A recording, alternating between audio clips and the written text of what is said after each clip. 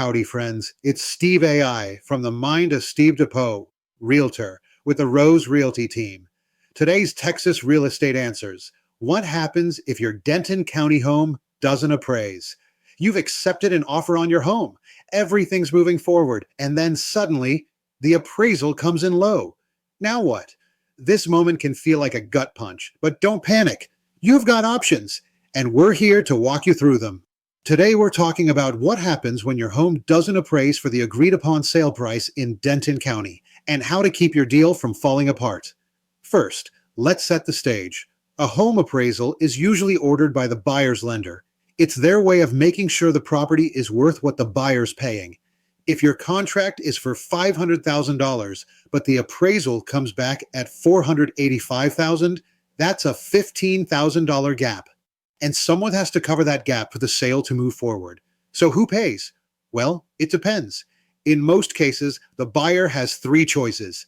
1, bring extra cash to closing to make up the difference. 2, ask you, the seller, to reduce the price.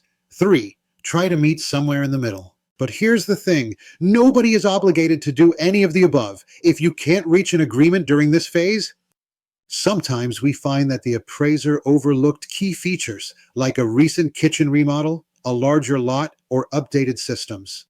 If that's the case, we can challenge the appraisal with supporting evidence and request a reconsideration of value.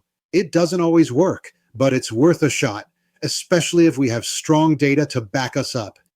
If that doesn't move the needle, then we talk strategy. Maybe we offer a price reduction to meet the appraised value, or we split the difference with the buyer.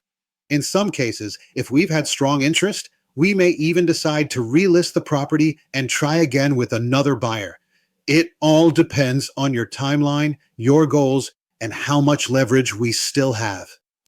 One recent example, we had a seller in Highland Village whose home appraised $10,000 under the contract price. Instead of dropping the price outright, we negotiated a deal where the buyer brought $5,000 extra to the table and we lowered the price by $5,000. It was a win-win and the deal closed on time.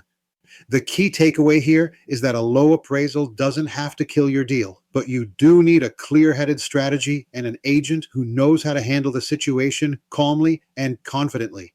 If you're getting ready to sell in Denton County and want to avoid appraisal issues, or just be ready in case they happen, call or reach out today. I'm Steve DePoe with the Rose Realty team, and we'll help you navigate every turn in the selling process, including the tricky ones.